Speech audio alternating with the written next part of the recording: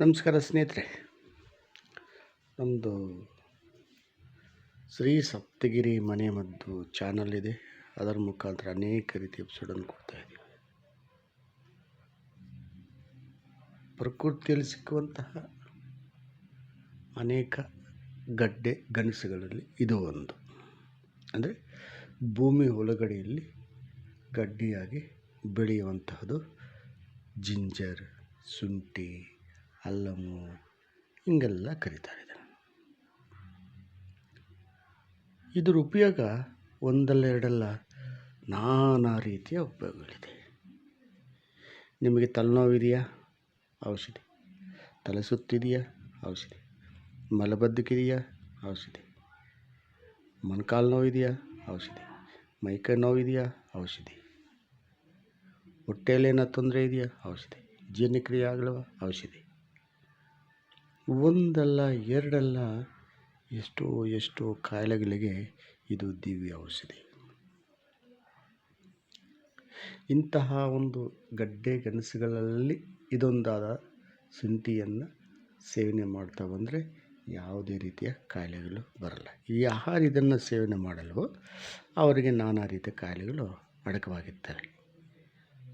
ಯಾವುದೋ ಮುಖಾಂತರ ಸೇವಿಸಬೇಕು. ಮಜ್ಜಿಗೆಲ್ಲ ಹಾಕ್ಕೊಳ್ಳಿ, ನಾವೆಲ್ಲ ನಿಮ್ಮ ಸಾಂಬಾರಲ್ಲಿ ಹಾಕ್ಕೊಳ್ಳಿ, ಅಥವಾ ನಿಮ್ಮ ಸ್ವೀಟಲ್ಲಿ ಏನರಲ್ಲಿ ಹಾಕಂತ ಗೊತ್ತಿಲ್ಲ. ಇದನ್ನು ಸೇವನೆ ಮಾಡ್ತಾ ಬಂದರೆ ಅಷ್ಟು ಒಳ್ಳೆಯದು. ಆಂಟಿ ಆಕ್ಸಿಡೆಂಟಲ್ ರಿಚ್ ಆಗಿರ್ತದೆ. ದೇಹಕ್ಕೆ ಬೇಕಾದ ಎಲ್ಲ ರೀತಿಯ ಇದರಲ್ಲೂ ರಿಚ್ ಇನ್ ಕ್ಯಾಲ್ಸಿಯಮ್ಮು ಇದೆ. ಇಂತಹ ಈ ಶುಂಠಿಯನ್ನು ನಾವು ಯಾವುದೇ ಕಾರಣಕ್ಕೆ ನೆಗ್ಲಿಜೆನ್ಸ್ ಮಾಡಬಾರ್ದು, ಅಂದರೆ ಮರಿಬಾರ್ದು ಅದನ್ನು. ನಮ್ಮ ಸ್ನೇಹಿತರೊಬ್ಬರು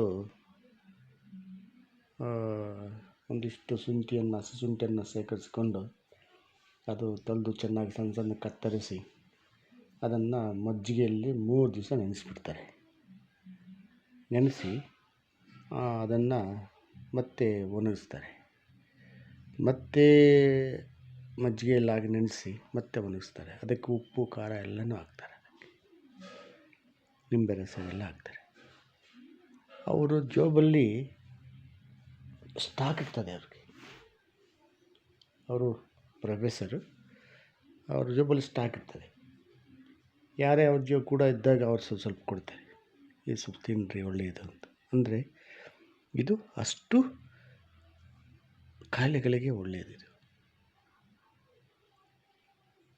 ಅಂದರೆ ಅವ್ರು ಸ್ವಲ್ಪ ಸ್ಮೋಕ್ ಮಾಡ್ತಾರೆ, ಆದರೆ ಅದನ್ನು ತೆಗೆಯೋ ಶಕ್ತಿನೋ ಅಥವಾ ಇನ್ನೊಂದು ಮತ್ತೊಂದು ಏನೋ ಒಂದು ಹೊಟ್ಟೆಗೆ ಹೋದಾಗ ಅಷ್ಟು ನಮಗೆ ಒಳ್ಳೆಯದಾಗುತ್ತೆ.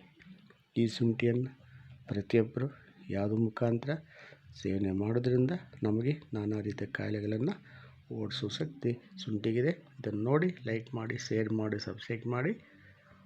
ಎಲ್ರಿಗೂ ಮುಟ್ಟಲಿ, ಎಲ್ಲರೂ ನೋಡಲಿ, ಅವ್ರ ಮನೆಗೆ ಅವರೇ ವೈದ್ಯ. ನಮಸ್ಕಾರ ಸ್ನೇಹಿತರೆ.